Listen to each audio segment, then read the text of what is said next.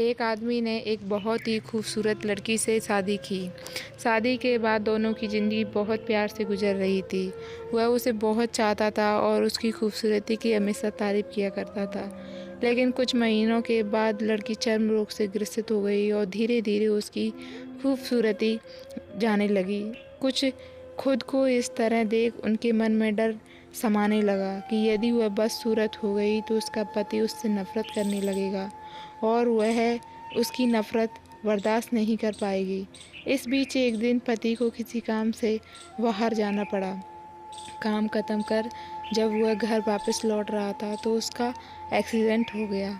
Accident में उसने अपनी दोनों आंखें खो दी, लेकिन इसके बावजूद भी उन दोनों की ज़िंदगी सामान्य तरीके से आगे बढ़ती रही।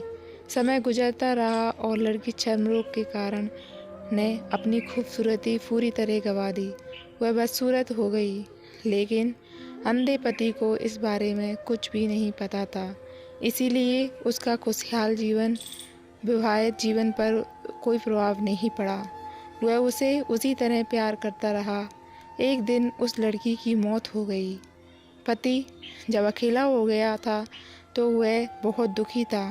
वह उस खैर को छोड़कर जाना चाहता था और उसने अंतिम संस्कार की सारी क्रियाविधि पूर्ण की और शहर छोड़कर जाने लगा।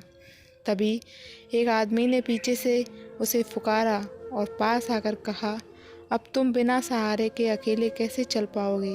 इतने साल तो तुम्हारी पत्नी ने तुम्हारी मदद किया करती थी। पति ने जवाब दिया, दोस्त, मैं अंधा नहीं हूँ।